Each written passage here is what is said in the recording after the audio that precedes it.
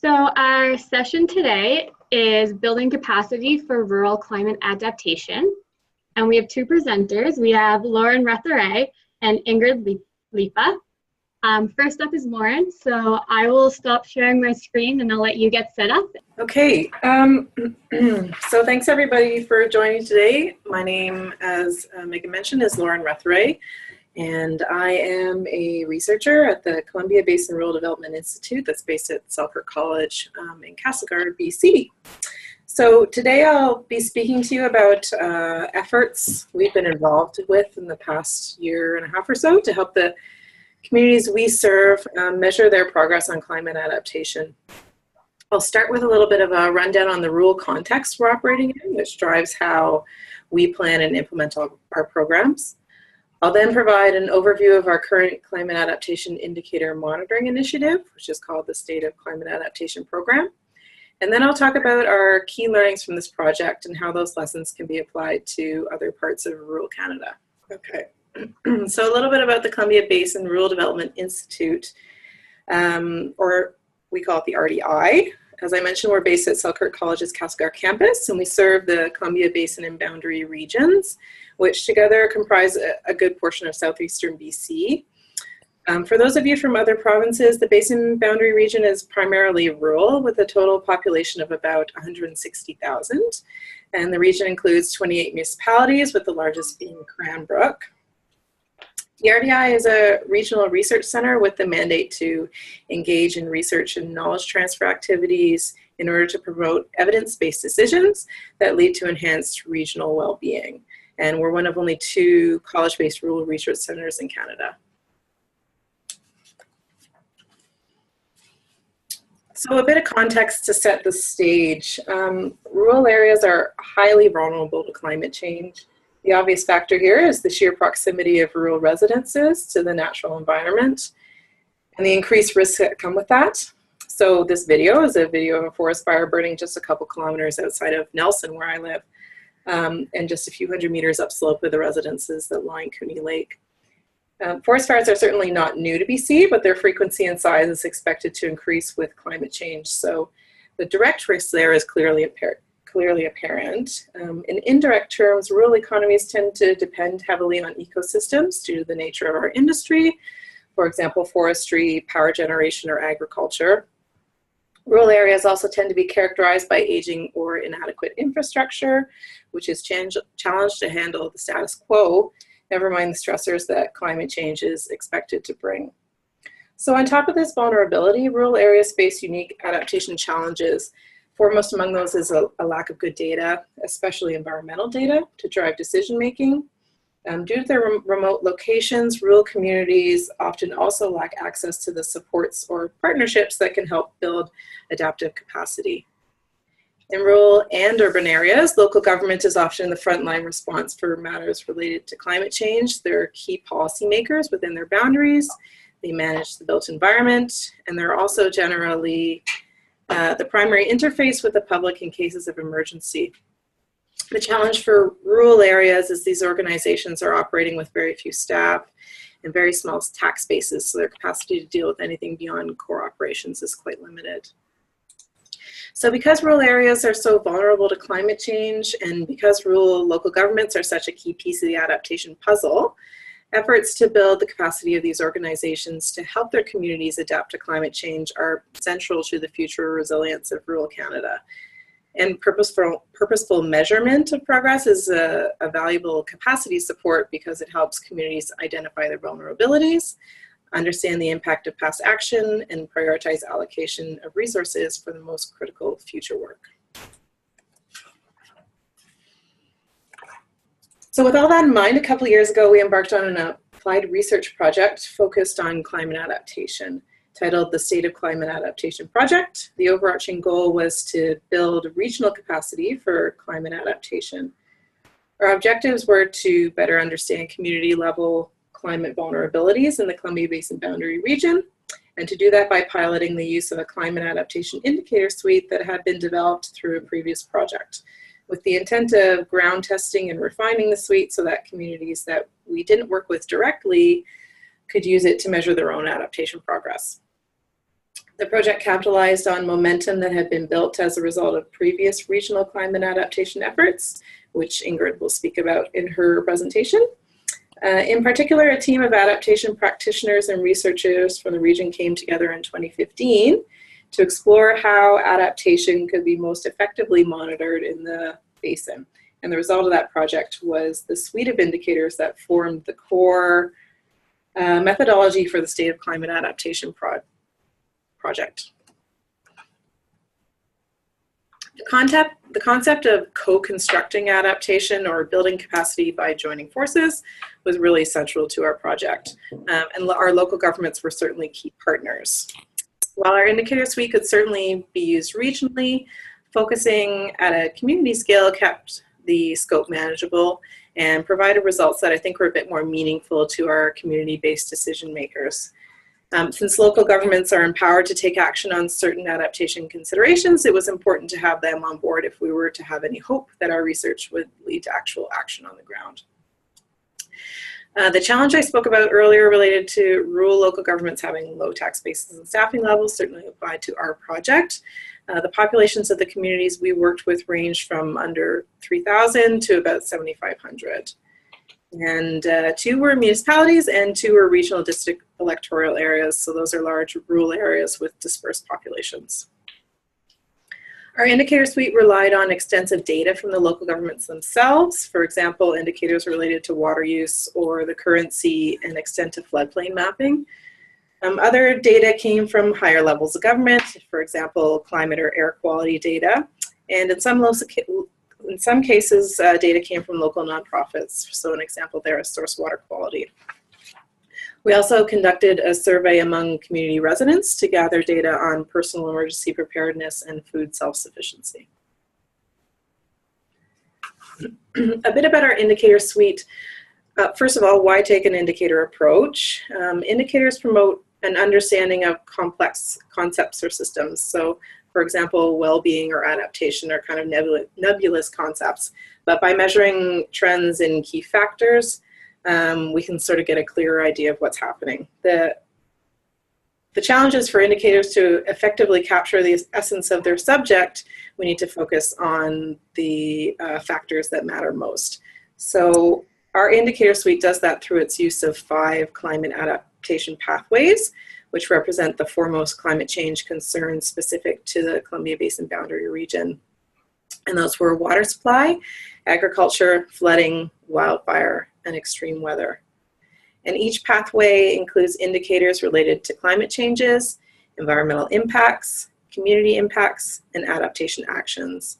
In that way, the pathways clearly show the relationship between climate changes and community response and allow for a fulsome assessment of adaptation progress. So this is a diagram of the water supply pathway, and you can see how it links important climate changes to community environmental impacts like stream flow volume or water use, which are then linked to adaptation actions like the extent of water metering. So our indicator suite reflects the priorities of inland, rural, mountainous communities, but the approach is certainly transferable to other regions. Each region would simply choose the pathways that are most locally relevant and use the model to think through the indicators that would measure the most important considerations for each category. Results. I'll start with the common results from the community assessments, which will be most relevant for listeners in our region. And then I'll go over what we've learned about the indicator suite, which will be more broadly relevant. I'll do that on the next slide.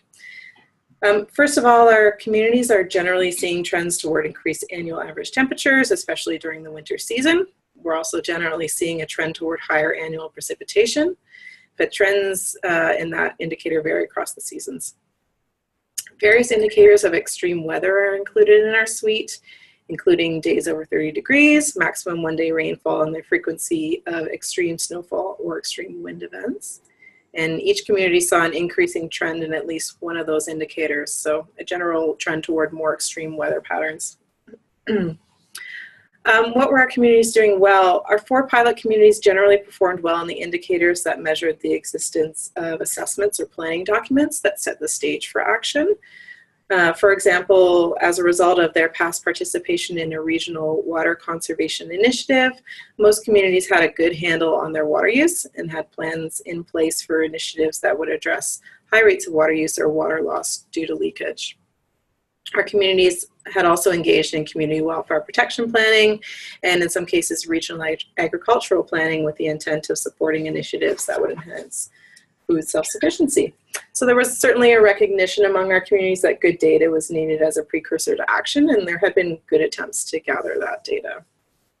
However, the assessments and plans hadn't necessarily translated to action, or even when they had, vulnerabilities sometimes remained due to the pervasiveness of the issues.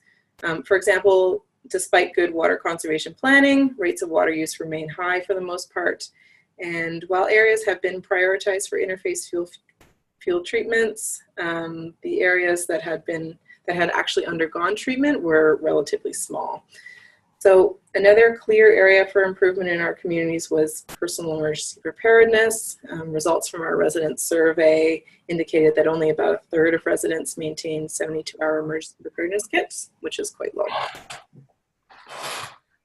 Our results generally confirmed some of the challenges that characterize adaptation in the rural context. And for example, a lack of good environmental data prevented most communities from truly understanding the state of the vulnerability of their water supply. And while many now have a good sense of what's needed to reduce rates of water use, the reality is there's a significant infrastructure deficit. And so most available resources are already dedicated to ongoing repairs and maintenance. Further, while local governments recognize risks associated with wildfire, there's questions about whose responsibility it should be to manage those risks. So nonetheless, I think our assessment results have provided some evidence of the need to sort of redouble efforts to overcome those persistent challenges, to have the conversations to explore creative or unconventional solutions.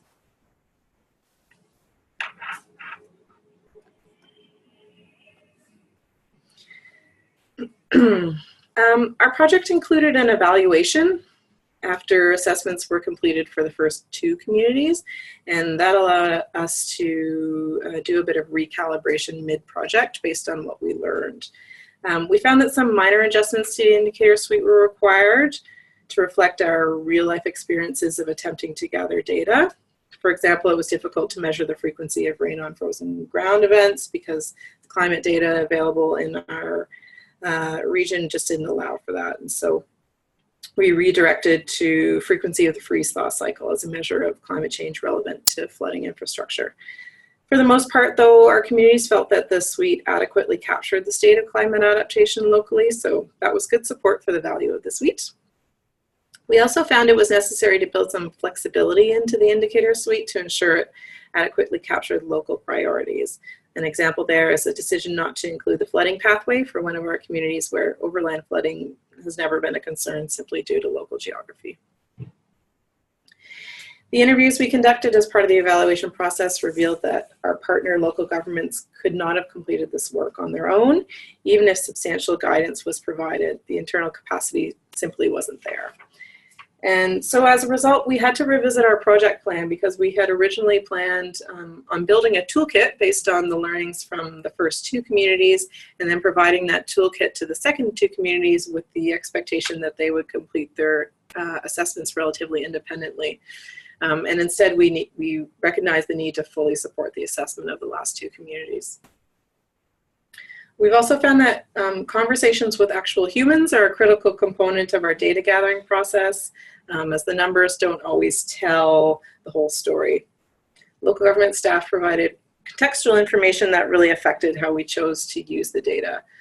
For example, we had some water consumption data that showed a really remarkable decrease in per capita consumption from one year to the next. And we might have liked to believe that that was due to an especially effective water conservation initiative, but a conversation with one of the utility operators in fact revealed that the reduction is just due to a recalibration of the water meters. Similarly, we found it wasn't important to scale out and bring in regional or provincial trends for certain indicators because the really fine scale of the local data concealed trends that were apparent at a larger scale. And it was actually really important for our communities to be aware of those regional trends. And finally, our community shared that the most likely ways that they would use the assessment in the future were for general communications with residents about the need to engage in adaptation work, for planning and prioritization of adaptation actions, and as support for applications for funding for adaptation work. So what does all this mean for those of you who aren't located in the Basin Boundary region? I think it's further evidence that if we're going to rely on our local governments to be our adaptation front line and to deliver climate vulnerable services, that we need to build their capacity to do this. Capacity issues mean that governments are not only challenged in their ability to implement climate adaptation projects, but also in their ability to track their process or to track their progress, which is a really key piece of the puzzle. Of course, we all know that cultivation of partnerships is a really effective way to build capacity, and we've confirmed that this applies in the context of rural climate adaptation. Our project related specifically to the monitoring phase of the adaptation cycle, but could certainly be applied to the planning or action phases as well. And in fact, our findings confirm that, as we found that the indicators communities perform best on were those that have been the subject of past partnership initiatives delivered in our region. And of course, though our project didn't address this specifically, partnerships can help overcome some of those jurisdictional issues that can complicate adaptation in rural communities and stall forward progress. Our project demonstrated that working regionally can create efficiencies for capacity-strapped communities. You know, we built an indicator suite that was relevant regionally, and although we need to make some minor adjustments at the community level, for the most part, the same indicators were used. So that means that our communities don't have to figure this measurement thing out on their own. Climate change impacts are really heavily tied to ecosystems and geography, and I think our response is really heavily rooted in local economies, demographics, culture, that type of thing. So that all points to the fact that our neighbors, who tend to be a lot like us, and partnering with them offers good opportunities for fruitful partnerships. And finally, other parts of rural Canada can benefit from some of the legwork that we've done through this project. We've built an approach to measuring community climate adaptation that we've tested and refined.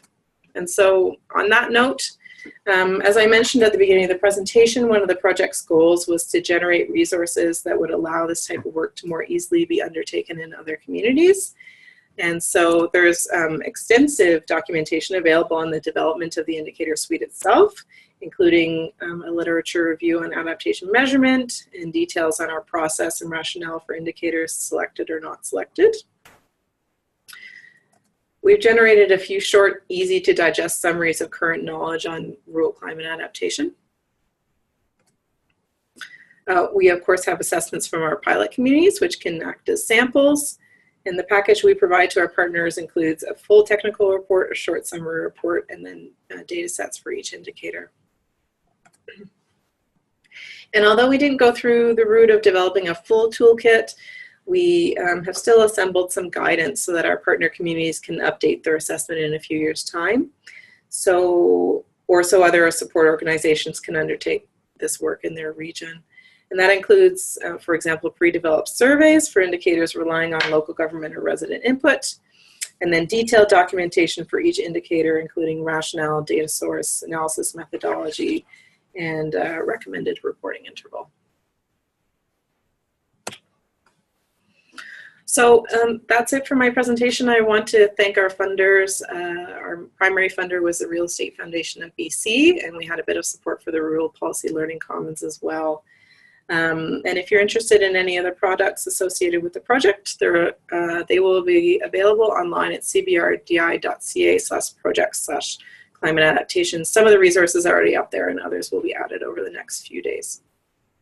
Okay, thank you very much. Thank you, Lauren. That was a very informative and engaging presentation.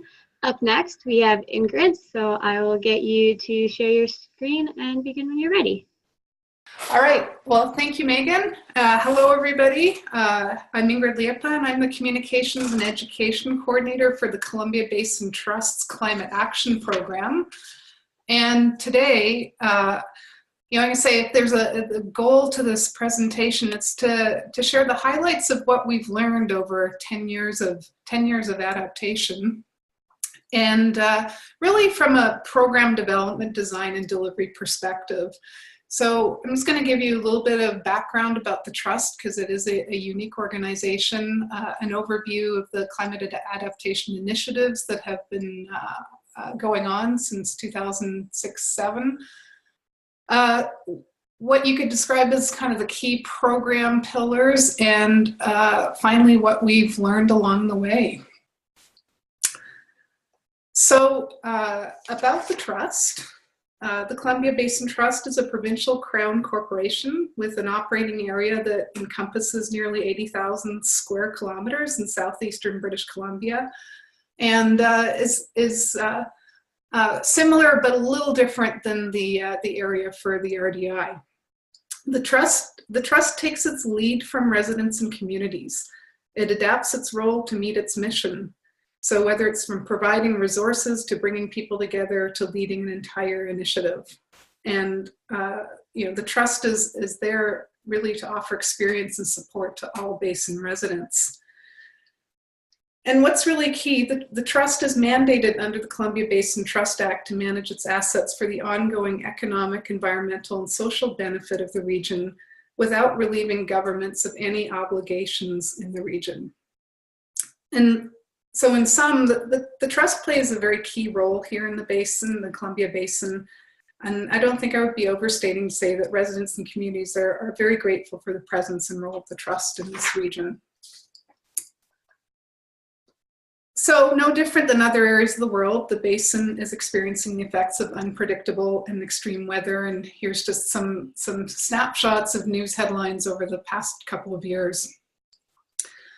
And so in the Basin, we're really fortunate to find ourselves at this point in the climate change conversation where we've moved past all the questions about if climate change is happening and the role of human-caused greenhouse gas emissions, which wasn't necessarily the case when we began back in 2006, and that was right around the time that Inconvenient Truth was released. And so that was the same time the Columbia Basin Trust started looking more closely at climate change. It may have actually gone back to 2005. And they were one of the first clients of the Pacific Climate Impacts Consortium who brought together a preliminary analysis of climate change for the Columbia Basin, focusing on hydrological impacts. And when that study came forward, there was an advisory committee, and some of the members recognized the importance of communities having this information and starting to plan for climate risks and impacts. And so the Communities Adapting a Climate Change Initiative was conceived and implemented beginning in late 2007, and local governments were brought together to solicit their interest in planning for climate change. And so that led to a program that went from 2008 to 2015.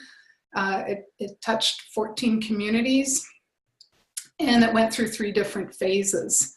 And so phase 1 was definitely a pilot phase. That's where I came in to coordinate the process, a year-long planning process for City of Kimberley. And yes, it was lots of learning involved there. And those experiences were forwarded and funneled into phase 2, where 3 more communities went through year-long planning processes. And after phase 2, there was a recognition that there could be a fair bit of streamlining that could occur. And that's where we moved into doing a rapid start process. So we went from a year-long planning process to a day-long workshop that really consolidated all the key themes and information and learnings from the first 2 phases, and allowed communities to move much more quickly through an adaptation planning process. So in 2017, the Climate Action Program was initiated, and it was developed in response to Basin residents identifying action on climate change as a priority. And so the goal of the program is to support communities in the basin to reduce greenhouse gas emissions and to adapt to the impacts of climate change. And the goal is to involve all basin communities in climate action. And so the program has 3 primary objectives, which are to help communities and community organizations to undertake projects at local and regional scales to reduce greenhouse gas emissions and adapt to climate change, to carry out research projects that can help to enable effective climate action in the basin, and to improve awareness among basin residents about climate change and what they can do to take effective action. And so here's just an overview of the key program focus areas under the program. And so there's, yes, the 4 areas under climate adaptation and the 4 areas under greenhouse gas emission reduction. So let's talk about the core programming elements that have been present over the last decade, and really have to start with climate science. And from the very beginning, I'd say climate science and effective knowledge translation have been core to the DNA of the Trust's climate adaptation and climate action programs. And so working with the Pacific Climate Impacts Consortium allowed or gave us that credible, accurate, place-based climate science data. And we're also really fortunate to have Dr. Mel Reisner located here. He's been also part of this adaptation efforts right from the beginning, and a local climate scientist. And he has the ability to turn climate science into plain English. He's dedicated to his craft of knowledge translation. So when we were, to give you an example, scratching our heads on how to convey last summer's catastrophic fire season, he created the following slides to help communicate what's been happening with climate over the last 100 years. So he brought together the basin temperature and rain data, and for June, July, and August. And as you can see, upper left quadrant is cool and wet, and lower right is hot and dry. And overlaying that, there's all the years where you have the combined data of temperature and rain, and the years in red are those since 2000. So a very nice way to see at a glance what has been happening with our summers. Just another example here, we've got, we now have the ability to make some temperature heat maps that are scrolling through the decades there. And we are now working with these basic messages of, temperature is going up. We're looking at hotter, drier summers, warmer, wetter winters, and more extreme precipitation. And there we can see the difference between the basin mean annual temperature in the 1950s versus what we're looking towards in the 2050s. So it's visual tools like this that make our job a whole lot easier when we're communicating climate change to communities. There's also been an emphasis on place-based information. So realized there's every 6 years or so, we bring together the climate science and climate impacts information and bring it out to the basin in a new way, an updated way. And this 2018 publication is expected later this spring. Another core piece is access to expertise, and so there's been some evolution there over the past decade. At the very beginning, there was an initiative coordinator and an advisory group that was chock full of experts. And those experts on the advisory group played an absolutely pivotal role in helping those initial pilots move forward, guiding them, keeping them on the rails, if you will, as this is all new territory. And as we moved into the third phase of the Communities Adapting to Climate Change initiative, we had a 3-person consulting team that was backed up by a technical support team. And that was, that technical support team was a group of 15 to 17 experts, depending on the year, and brought expertise in water, wildfire, emergency management, policy, infrastructure, and so on. And folks who would make themselves available to either the delivery team or the communities as needed. And so when we get to the Climate Action Program, we now have a 5-year team, all of whom have been involved since the beginning in one way or another. And so it also speaks to the capacity development that's happened over this decade, that now the program is more or less delivered, just exclusively by this 5-person team. Let's see, funding has definitely changed over the years. In the early days, there was $30,000 in matched funding to local government for the year-long planning processes. By the 3rd phase of CACCI, it was a $10,000 matched funding for adaptation projects by local government.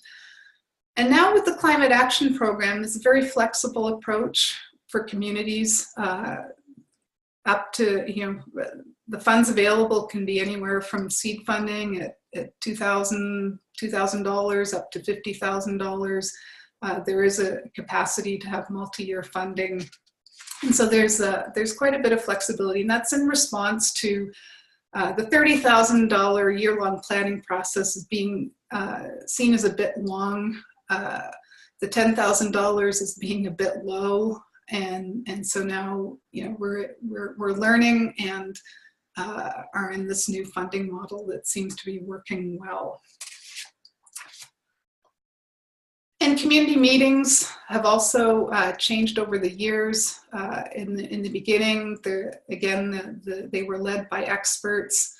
And by the time we hit the phase 3 of CACCI, we were partnering with local government. And now with the Climate Action Program, we are hosting, the Trust itself is hosting the meetings and actively seeking very diverse cross-section of community leaders and participants in those climate action meetings. And this is really based on the recognition that everybody has a role to play when it comes to community climate action. And we've certainly heard back from our meeting attendees as to the value of bringing together such a cross-section of folks. Another key pillar has been regional projects and collaboration, and Lauren has already spoken to this, that being able to undertake regional level projects that bring tools, resources, and information or expertise to many basin communities. And so we've done some neat projects along the way. You can see there the second last bullet, State of Climate Resilience and Adaptation in the Basin. That's the indicator suite there. Working with PIVC, we brought together folks from a number of basin communities to learn about the PIVC protocol.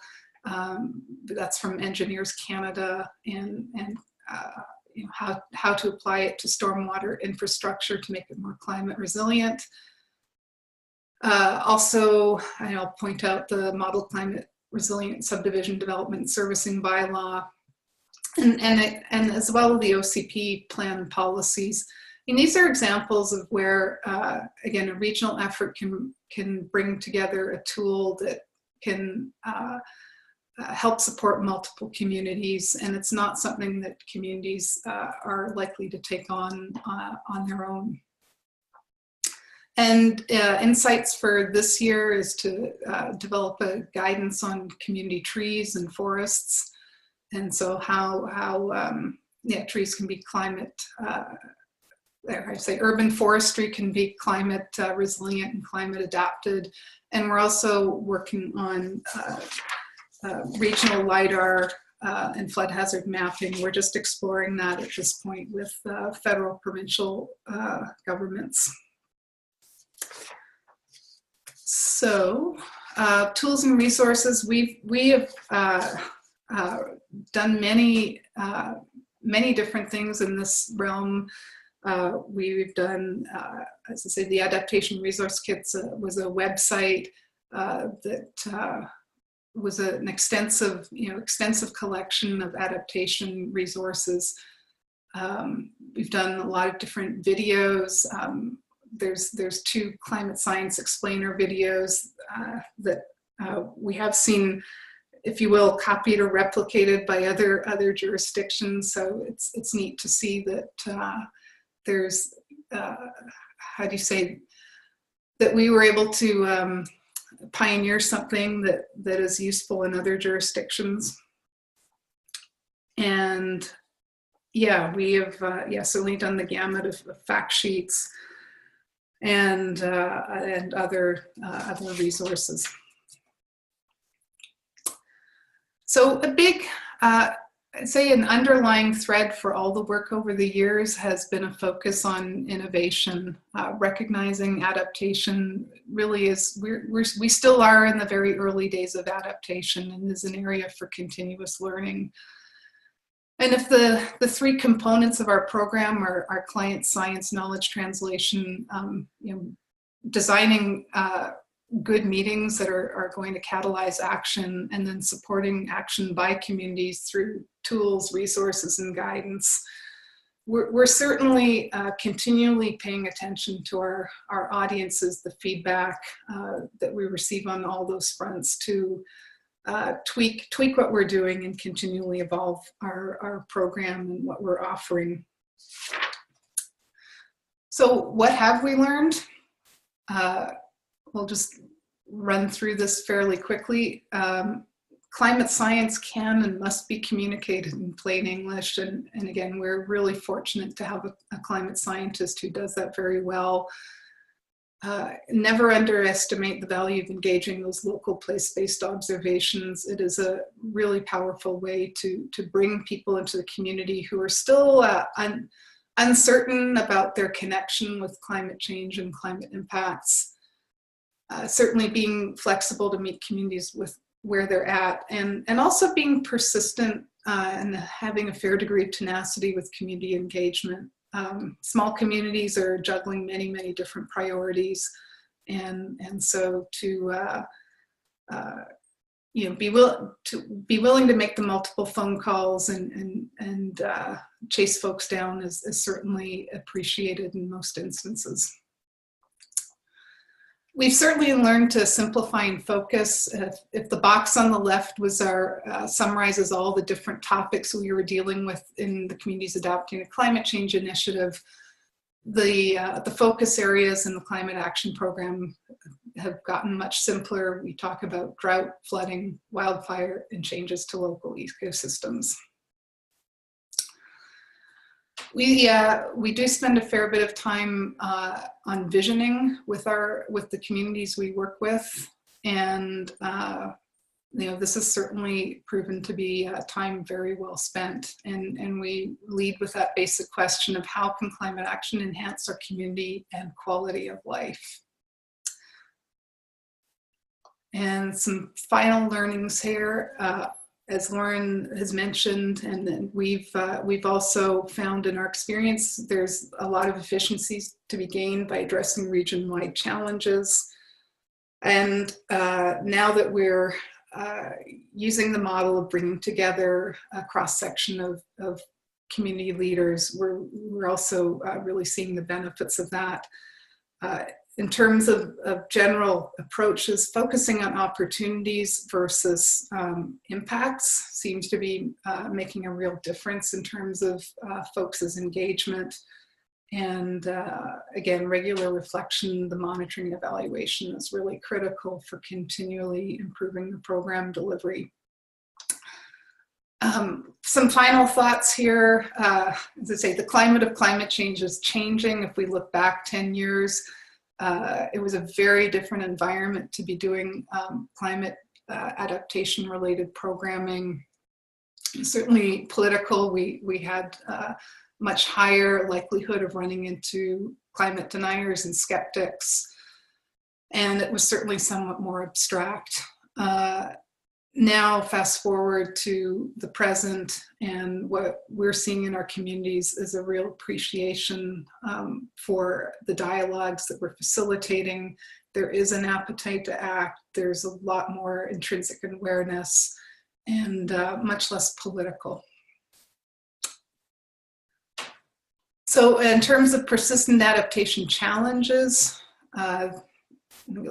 Lauren has already covered a lot of these, and the ones that are highlighted here are the ones that the Climate Action Program can have some effect on. And as an example, when we look at adaptation funding in our first year, we're working on in terms of improving data access and availability. We're working on bringing together all the climate science information into an online climate science portal. It's already spoken, the regional flood hazard mapping, funding projects that allow for stream flow monitoring and data collection, ice and gravel deposition study. Again, all projects that are bringing together data for communities. Our community tree guidance and another project related to community-based social marketing is bringing in access to expertise and resources. And there's one project that's bringing in a water smart ambassador, which is helping local government with capacity. So that's been a real whirlwind tour here. I thank you for your time and interest, and if anybody has any questions, I'd be happy to answer them.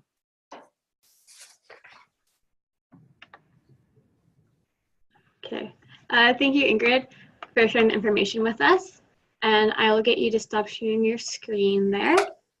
And yeah, so that concludes our presentation part of the webinar.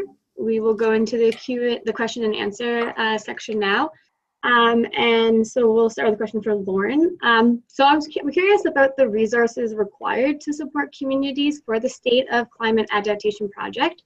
Can you tell us a bit about the actual structure of the project term? The structure of the project team or the term? Oh, sorry, the team.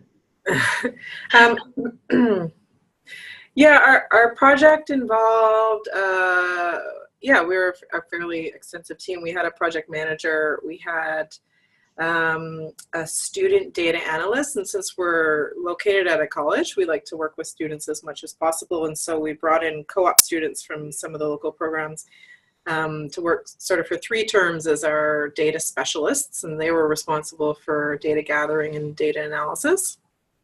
We had we brought in a master's student from SFU to do the evaluation. And then we also had a couple community liaisons, and Ingrid Liepa was one of them. And I just wanted to mention that they were really a key link between the college and our local governments. And I think, you know, they were situated in or near the communities that they were working with, and so had good working relationships with some of the local government staff. And so that certainly made it a little bit easier for us to get on the inside and get the information we needed. And, you know, it was also essential, I think, for the local governments to feel as if their community-specific circumstances were being properly considered in the project. All right. Okay, thanks for that. Okay, and I have a question from Owen Torgerson. And his question, he wants to know, is there an executive summary describing Bassin climate change that technological migrants, 90 to 7-year-olds, may be able to better understand? Ingrid, you would probably be the best to answer on that. 17 and okay. I'm just actually reading the question on the chat box now. So not an executive summary per se, but I would direct Owen to a couple of things. I mean, if you go to the Climate Action website, you'll see that there are some of the previous summaries, and one is called Continuing the Dialogue. And there's a summary version of that. And there's also video that accompanies it. And there's also a Climate Science 101 video, and I think those are really, really good starting places for folks who want to learn about climate change and climate science in this part of the world.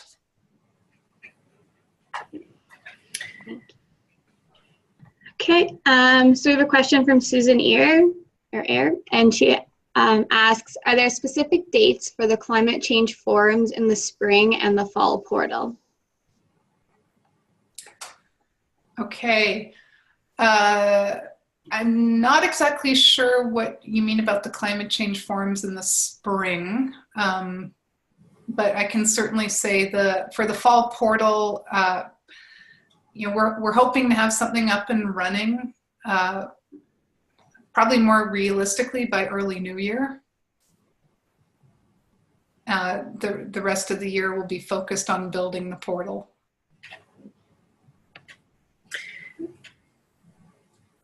I'm assuming this person is local. Do you have community meetings coming up in the spring, Ingrid? Yes, we do. Yeah, we'll be meeting with 4 or 5 more basin communities this spring. We've already met with about 14 communities since the program began last spring. I have another question kind of related to policy. That just while we wait for some more questions. I'm wondering if you, during all of these projects working with climate change, has there been any run-ins with policy that was a challenge, or like anything significant that you would like to point out about that? I think that some of the issues I alluded to around, excuse me, questions about whose responsibility it is to take certain climate adaptation actions has certainly been a running theme throughout our assessment. You know, anybody who works with local governments regularly knows about the issues related to downloading of former responsibilities of higher levels of government to lower levels of government.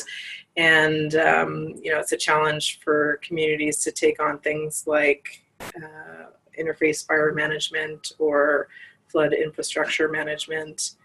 And I think it's kind of been stalling progress in the past, as I mentioned, because there's still a bit of a dialogue back and forth about whose responsibility that should be. And so it's a bit of a complicated policy environment that they're working under, certainly. And but like I mentioned, I think the reports sort of provide some motivation to get back into those conversations and try to figure some of those issues out.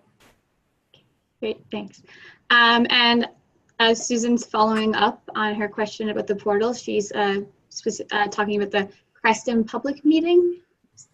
Right. The Creston public, so I should clarify that the meetings are actually not, they're not public meetings per se. They're not broadly advertised. What happens is that we're actually,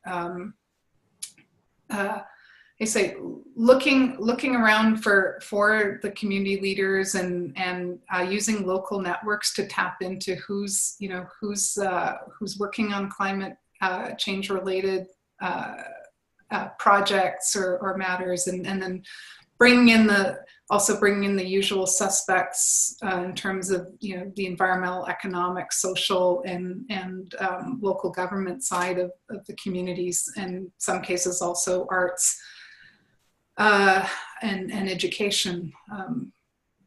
And so in terms of the Creston meeting, that actually occurred back in November. So our next question is from Jack Lindsay.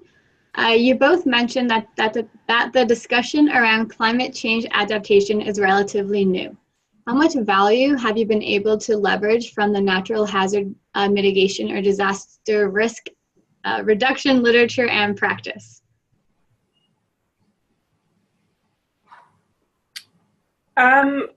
So one of the pathways that is included in the indicator suite that we used is emergency preparedness and extreme weather.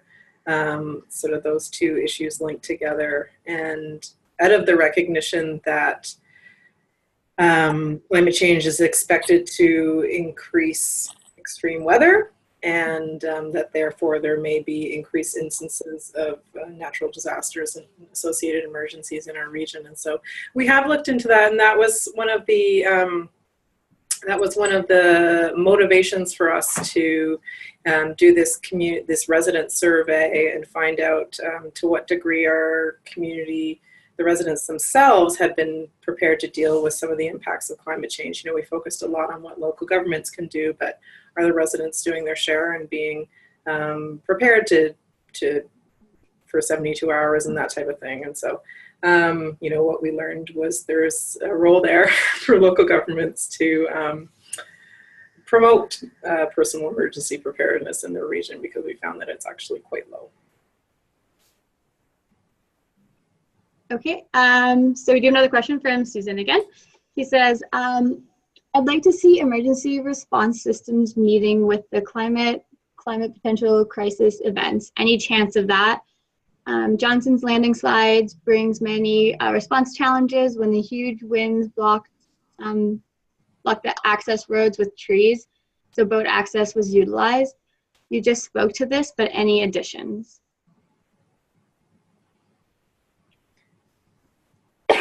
I'm not sure I totally answer the question. I totally understand the question, but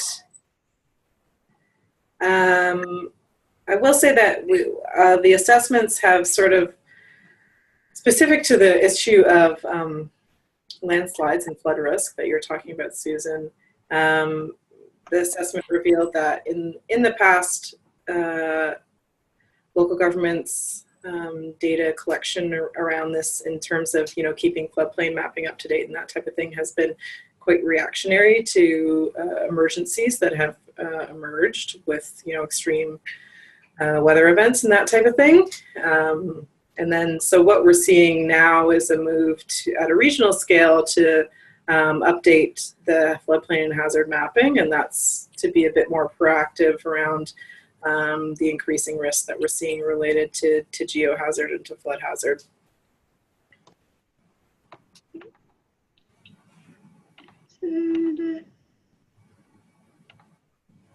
Okay, and again, we'll wait another 30 seconds. Yeah, that is the main thing about the Q&A period, is giving enough time for people to type out their questions. It's hard to kind of estimate how much there is.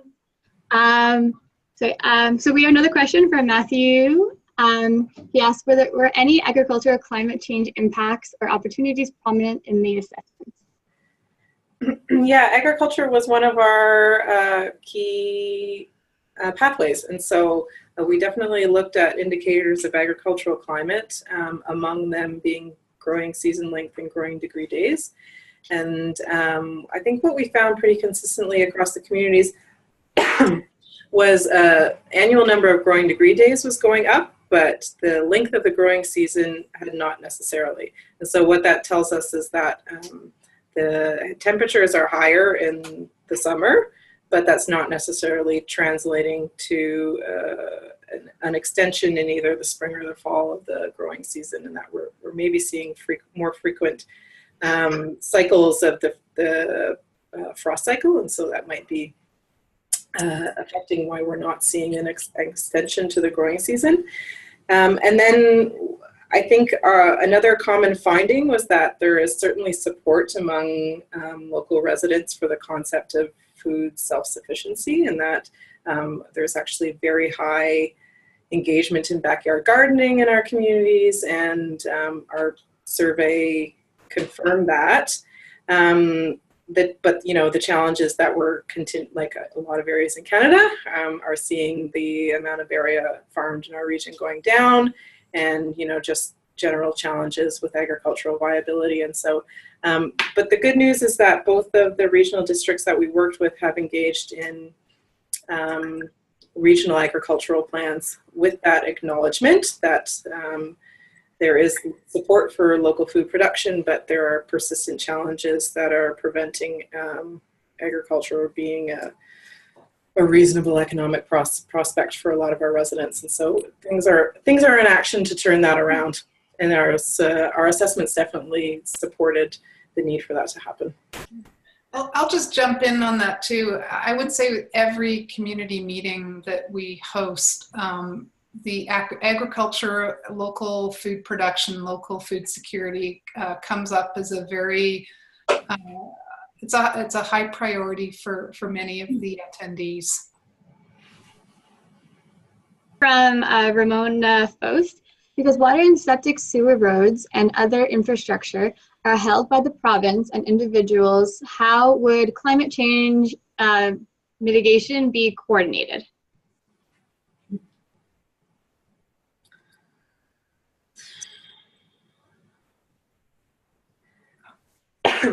Oh, it's Ramona. Hi, Ramona.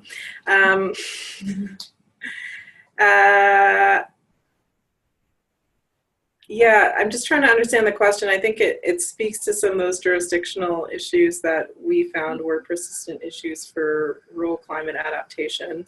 Certainly, depending on which local government we're involved with, there were, they have different responsibilities for different levels of infrastructure. I don't know if I can provide an exact answer to that question other than to say that, yeah, the complications around jurisdiction in especially the rural areas were certainly acknowledged in our report. And I think that, as I mentioned, the report provides some motivation to have those conversations amongst different levels of government and to explore those novel partnerships like we've seen pop up in our region. The Kootenay Lake Partnership is a good example of that, to work amongst jurisdictions and to figure out those issues that are kind of stalling forward progress related to adaptation in certain circumstances. Okay. Perfect, thank you. And with that concludes our webinar. I would like to thank Lauren and Ingrid for their great presentations, as well as our audience for their great and engaging questions.